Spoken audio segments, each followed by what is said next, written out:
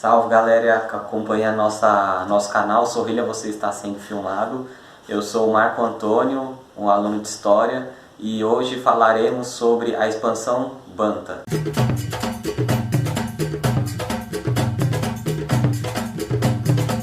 Sobre a expansão Banta, o termo Banto ele foi utilizado ali na segunda metade do século XIX, em meados de 1860, para designar mais de 600 falas que vêm de origem Banto.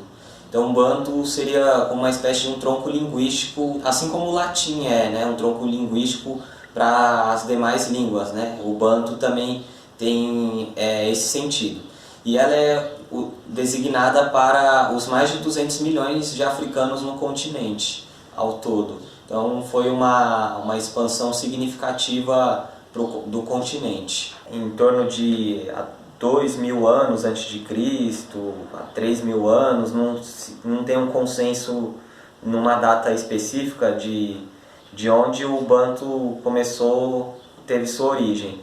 E nisso começa o tronco linguístico Banto e derivou várias outras falas, outras línguas.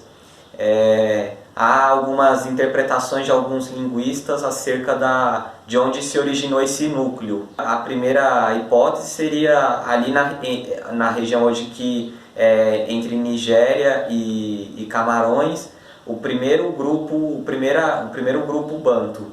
E ali se originou o núcleo dessa primeira leva, e que surgiu a partir de 2.000 anos antes de Cristo, essa primeira hipótese.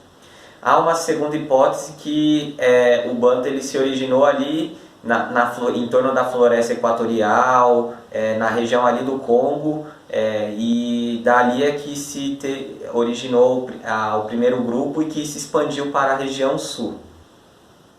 Dentro disso, essas duas teses que são como antagônicas, um coloca a expansão na região da África Ocidental entre Nigéria e Camarões, enquanto a segunda coloca mais na região central oriental, ali em torno da floresta equatorial, o surgimento, o núcleo original dos Bantos. Tem uma outra tese que complementa essas duas, e nessa interpretação desse historiador, ele acredita que não há uma oposição das duas teses, em si um complemento. Em que, então, para ele seria o surgimento do Banto, a primeira leva ligada à primeira tese, ali na região da Nigéria e Camarões, e que esse grupo, consequentemente, se deslocou para a região central, ali na floresta equatorial, e depois dessa segunda expansão, teve forte migração para a região sul da África. Então, essa tese, no caso, complementaria as duas anteriores. Para quem se interessar mais sobre essas teses, essas interpretações, uma referência muito boa é do professor Alberto, no texto dele A Enxada e a Lança, e lá você encontra mais informações no capítulo A Expansão Banta. É isso, galera. Dadas essas teses, essas interpretações sobre a derivação, a origem do Banta e sua expansão, essas mesmas hipóteses também colocam a ideia que a língua Banto ela se dividiu em duas: a língua do Ocidente e a língua do Oriente. A língua do Ocidente é mais ligada à primeira hipótese, que é ali onde fica a região da Nigéria, de Camarões, aquela fronteira. E a segunda ficaria mais na região oriental, ali na faixa central, que é a segunda hipótese, da onde tem o núcleo. E sobre a questão da língua, o vocabulário, os Bantos eles tinham um vocabulário muito rico na questão da pesca, porque era uma das características de organização social deles. A pesca era muito forte na vida desses grupos. Enquanto o vocabulário na questão da caça era mais limitado, não tinha um vocabulário muito rico para denominações, por exemplo, de animais de origem da savana. Savana, todo mundo sabe, para quem já viu o Rei Leão, onde tem um leão, a zebra, a girafa, enfim, o hipopótamo, o rinoceronte, enfim.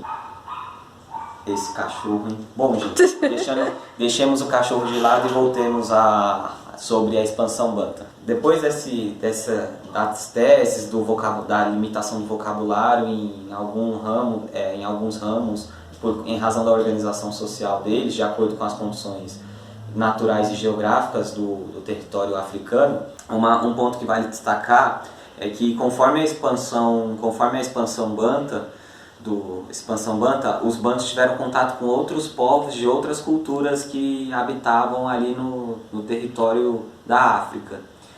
E então isso foi muito importante em alguns aspectos, porque fez com que muitos outros povos já tinham, talvez assim, algumas hipóteses dizem que tinham já um avanço mais tecnológico do ferro, e o ferro ele foi importante também para a expansão, porque é onde você, por exemplo, você tem uma faca, um facão que você pode ir cortando a selva adentro, então facilita o ferro para uso de cultivo na agricultura. Então essa expansão teve muita importância nisso, na questão do ferro, que o ferro para o período era uma tecnologia muito alta, e como se hoje fosse as armas de fogo. Então nesse aspecto foi muito importante esse contato. Outro ponto que vale destacar, além do ferro, um exemplo foi a questão dos indonésios. Os indonésios eles chegaram ali, não tem uma data específica, assim, não é um consenso de que época os indonésios chegaram ao continente africano. Uns falam que foi de 300 a.C. a 200 depois de Cristo. Outros falam que foi de 300 a.C. a 800 depois de Cristo. E tem até outros estudos que falam que eles chegaram a partir do século 5 depois de Cristo. Como não tem um consenso, o que vale destacar é que os indonésios colocaram vários entrepostos e colônias assim perto da faixa ali da África Índica, ali próxima do Oceano Índico, e também chegaram até em Madagascar. Madagascar, onde todo mundo conhece aquele filme que tem os lêmures. Tinha outros animais, como o Epiornis, que já é um animal extinto. Em Madagascar, na ilha de Madagascar, não tinha animais de grande porte como é característica da savana, como leão, girafa, rinoceronte, enfim. E com os indonésios, que vale destacar esse contato com os indonésios foram a questão, além da questão do ferro, já da apropriação cultural, a questão alimentícia. Um contributo desse intercâmbio cultural foi isso, porque os bantus eles conseguiram, por exemplo, aprender o cultivo da banana. Então a banana começou a se propagar nesses grupos bantus e aonde a alimentação deles se modificaram. Então foi muito importante nesse aspecto. Outro aspecto que vale destacar também foi a cerâmica. A cerâmica foi facilitou também um modo de organização social desses grupos. E dentro dessa nova forma de alimentação, dessas novas produções de cerâmica, vasos, até do ferro, fez com que esses grupos bantus ficassem mais sedentários do que nômades, porque eles direto tinham que migrar de um território para outro quando os recursos ficavam escassos. Então isso facilitou muito. Então, em tese, no geral, essa foi a contribuição desse intercâmbio cultural com outros povos, por parte dos bantus e com os demais, como os indonésios. Há entre outros também, como os povos cuxitas, enfim, entre demais. Então, é isso, galera. Tempo seco, né? Dá nisso, né? A rinite alérgica ataca e o nariz fica assim, né? Fragilizado. Uma coisa, para finalizar, que cabe destacar é que a gente se pergunta, mas o que isso tem a ver com a gente aqui no Brasil? Tem muito a ver, porque a gente sabe que no Brasil houve a escravidão e muitos desses escravos que vieram para o Brasil são de origem banto. Então, consequentemente, eles trouxeram a sua cultura para o Brasil na época colonial, na época da escravidão. E dentro disso, muitas das coisas ainda marcam na nossa sociedade, como por exemplo o vocabulário, como chocalho, cachaça, xodó, farofa, são termos de origem banto e não de derivação do latim. Então a gente vê a importância desse grupo e desse tronco linguístico.